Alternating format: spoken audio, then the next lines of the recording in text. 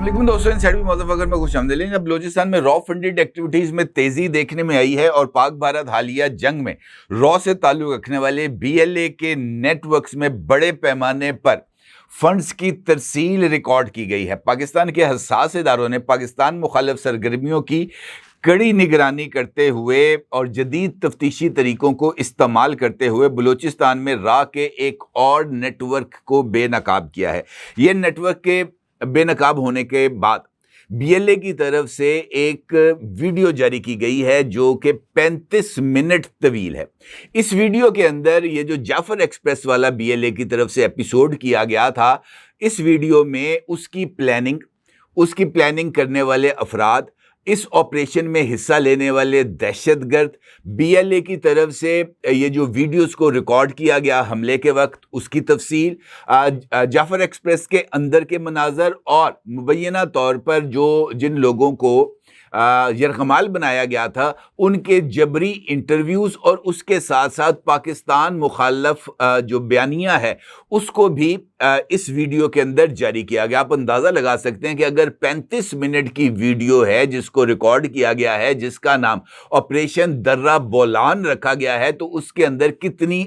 आगे जाकर पाकिस्तान के खिलाफ भारतीय स्पॉन्सर्ड प्रोपेगेंडे को किया होगा। और इसका बुनियादी मकसद पाकिस्तान के अंदर एक तरह के एक ऐसे अनरेस्ट को क्रिएट करना है या आलमी दुनिया को इस बात का तासुर देना है कि बलूचिस्तान इनफैक्ट पाकिस्तान से आज़ाद होने के लिए जनाब बेचैन है। बस जैसे ही ज़रा सी हल्लाशेरी मिलेगी, जैसे ही भारत की तरफ से सियासी, सफारती और दिफाई इमदाद मिलेगी, जनाब बलूचिस्तान भी एक नया बांग्लादेश बनकर सामने आ जाएगा। इस वीडियो के अंदर बुनियादी तौर पर इसी बात की मंजरकशी करते हुए बयानिए को तश्कील देने की कोशिश की गई है। इंपॉर्टेंट बात यह है कि पाकिस्तान के सिक्योरिटी फोर्सेस की तरफ से जिस नए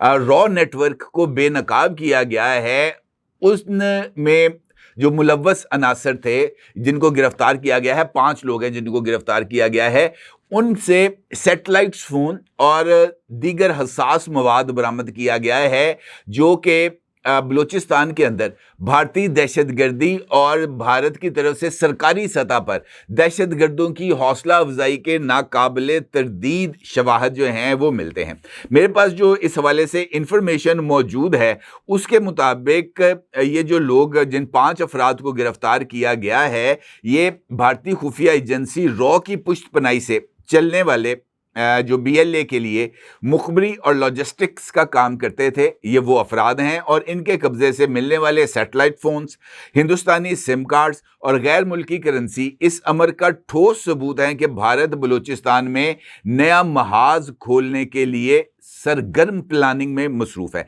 इस वाले से जिस शख्स को गिरफ्तार किया गया पहले, जो यानी हाल ही में गिरफ्तार किया गया है 5 मई को, यानी 6 मई को भारत की तरफ से पाकिस्तान पर हमला किया गया था। यहाँ पर जो सिविलियंस टारगेट्स थे उनको हिट किया गया था। उससे एक दिन पहले 5 मई को तुर्बत के इलाके दांक से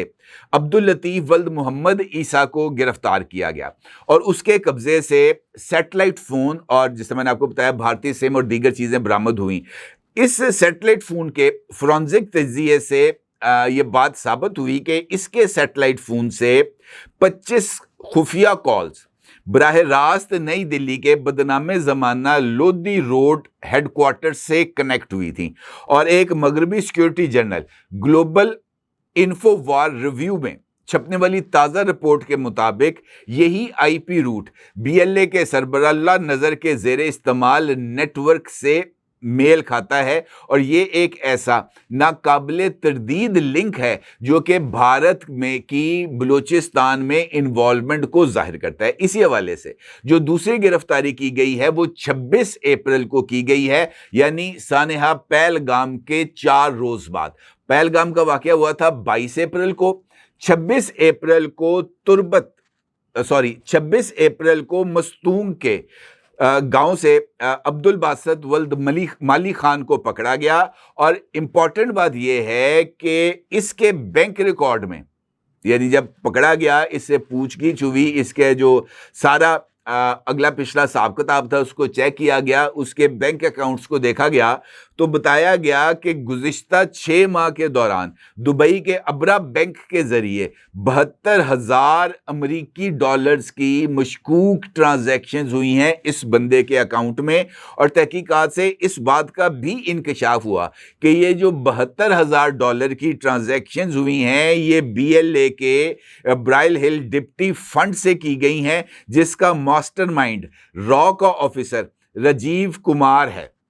ठीक है जी, तो ये सरकारी सतह पर दहशतगर्दी के जो सबूत हैं वो सामने आ रहे हैं। तीसरी गिरफ्तारी जो कि रॉ नेटवर्क के जरिए की गई है वो अब्दुल ज़ाहिर वल हाजी मुस्तफ़ा और मकसूद अहमद वल हाजी अली अहमद दोनों को, यानी ये जो दोनों मुबैना दहशतगर्द हैं, इनको चागी में मुख्तलिफ मुकामात से गिरफ्तार किया गया था और उनके सेटेलाइट फोन्स के मैश नेटवर्क पर जोन 83 के कोड नाम से रोजाना लो फ्रीक्वेंसी हर्ट्ज सिग्नल्स भेजे जाते थे। और पाकिस्तान का जो इस हवाले से स्पेस का जो इदारा है स्पार्को, उसके तकनीकी जायजे के मुताबिक ये हर्ट्ज सिग्नल्स भारतीय फौज के दिफाई सेटेलाइट GS80-7C पर रिफ्लेक्ट होकर वापस आ रहे थे। और ये वाली जो हर्ट्ज टेक्नोलॉजी है ये सिर्फ स्टेट स्पॉन्सर्ड ऑपरेटर से ही इस्तेमाल कर सकते हैं। इसी हवाले से बलाच वल्द इब्राहिम सयाद को गवादर और पिसनी के साहिली पट्टी से मुकामी फिश बोट्स के जरिए असला की स्मगलिंग के इल्ज़ाम में गिरफ्तार किया गया और इसको 14 मई को गिरफ्तार किया गया था। और तफ्तीश में इसने इस बात का एतराफ़ किया कि भारतीय नेवी के प्रोजेक्ट सी बर्ड के तहत 2 छोटी स्पीड बोट्स हर माह चाबहार से पिसनी तक बारूद पहुंचाती थीं और तहकीकात के मुताबिक 2024 और 2025 के दौरान बलूचिस्तान में जो 20 से ज़ायद बम धमाकों में इस्तेमाल जो बारूदी मवाद हुआ था वो भी इसी रास्ते से, यानी ईरान की जो बंदरगाह है चाबहार, वहाँ से ये बोट्स के ज़रिए गवादर लाया गया और उसके बाद ये बलूचिस्तान में जो मुख्तलिफ BLA के ऑपरेटर्स हैं उसको इस्तेमाल किया गया। अब वज़ारत दाखिला के ज़राए ने इस बात का इंकशाफ किया है कि तमाम मुल्ज़िमान को दस्तूर पाकिस्तान के आर्टिकल 10 और इंसदाद दहशतगर्दी एक्ट 1977 के शिक 11 के तहत कौमी सलामती हिरासत में रखा गया है, जहां उन्हें कानूनी सहूलियात भी जो हैं वो फराहम की जा रही हैं। और ये बात भी बताया जा रहा है कि जनाब इनके जो भी जराइम हैं वो रियासत मुखालफ सरगर्मियों में मुलव्वस हैं और इनके खिलाफ रियासत मुखालफ सरगर्मियों के इल्ज़ाम में कार्रवाई की जाएगी। अब मैंने आपके सामने एक वीडियो में इस हवाले से भी कुछ इन्फॉर्मेशन रखी थी कि जब जब पाकिस्तान में BLA की एक्टिविटीज़ सामने आती हैं या BLA के ऊपर जो है वो क्रैकडाउन किया जाता है, इसी दौरान BYC यानी बलोच यकजहती कमेटी उससे मुंसलिक अकाउंट्स भी हरकत में आ जाते हैं और फौरी तौर पर इस वाले से खबरें मंजर आम पर आती हैं कि जनाब फलां बंदा जा वो तालिब इल्म था उसको गिरफ्तार कर लिया गया, फलां बंदा था उसकी साहबजादी थी वो फलां कॉलेज में पढ़ती थी वो लापता कर दी गई। इस तरह की जो चीज़ें हैं वो सामने आती हैं और इसका बुनियादी मकसद ये होता है कि ये जो इंसानी हकूक़ के इशू को उभार कर BYC के प्लेटफॉर्म से ये जो BLA है इसको प्रोटेक्शन फराम की जाए। और हालिया दिनों में जैसे ही ये नेटवर्क गिरफ्तार हुए हैं, अगर आप सोशल मीडिया पर देखें तो आपको BYC से रिलेटेड जो सोशल मीडिया अकाउंट्स हैं वहाँ पर इस बात की इंफॉर्मेशन शेयर होती हुई नज़र आती है कि जनाब BYC के ऊपर रियासत पाकिस्तान की तरफ से मुबैना तौर पर जनाब जुल्म के पहाड़ तोड़े जा रहे हैं। अभी रिसेंटली बलूचिस्तान हाई कोर्ट के ये जो हमारा जुडिशल कमीशन है जिसका कल इजलास हुआ था और वहां से बलूचिस्तान हाई कोर्ट के लिए नए चीफ जस्टिस की तकर्री की गई है, इसके ऊपर भी BYC के प्लेटफॉर्म से एतराज़ किया गया है और ये बात कही गई है कि ये जो चीफ जस्टिस हैं बलूचिस्तान हाई कोर्ट के, इनको इसी वजह से लगाया गया है कि इन्होंने डॉक्टर मारंग लांगू को 3 MPO के तहत जो गिरफ्तार किया गया था उनकी रिहाई की दरख्वास्त को खारिज कर दिया था, मुस्तरद कर दिया था और डॉक्टर मारंग की रिहाई की दरख्वास्त को मुस्तरद करने के एवज जनाब इनको चीफ जस्टिस लगाया गया। आप अंदाज़ा लगा लें कि किस तरीके से ये तमाम जो एक्टिविटीज़ हैं उनको एक दूसरे के साथ जोड़ा जाता है ताकि रियासत पाकिस्तान के ऊपर दबाव बढ़ाया जाए। अब एक जानिब ये सब कुछ हो रहा है, दूसरी जानिब BLA जो है वो ऑपरेशन दर्रा बोलान के नाम पर क्रेडिट लेने की कोशिश कर रही है। और यह बात भी बड़ी अहमियत की हामिल है कि जिस तरीके से जाफर एक्सप्रेस के रास्ते को, यानी उसकी पटड़ी को उड़ाया गया था बारूद से और जाफर एक्सप्रेस पर कब्जा किया गया था, तो उस हवाले से जो पहला इंकशाफ था वो भी इंडियन चैनल्स के जरिए सामने आया था। ये जो 35 मिनट तवील वीडियो जारी की गई है, इसके भी अहम पोर्शंस जो हैं वो सबसे पहले इंडियन मीडिया से ही रिलीज किए गए हैं, जिसमें इस बात का दावा किया गया है कि BLA ने जाफर एक्सप्रेस के हमले के दौरान 250 से ज्यादा पाकिस्तानी फौजियों को यरगमाली बनाया था और ये 285 फौजी इस वक्त भी BLA के पास मौजूद हैं, BLA के पास वो कैद हैं। और फिर उनके मुबैना इंटरव्यूज भी शेयर किए गए जिसमें बताया गया कि जनाब रियासत के कहने पर उन्होंने मुबैना तौर पर क्या क्या किया था। उन्होंने ये BLA को मजलूम साबित करने की कोशिश की और बताया कि जनाब हम तो मजबूर थे, हमें तो जो हुक्म मिलता था हम वही कर रहे थे। इस तरह के ये जो इंटरव्यूज हैं ये यहाँ पर इनको दिखाए गए, जिनका हकीकत के साथ यकीनी तौर पर दूर दूर तक कोई ताल्लुक नहीं। अब ये जो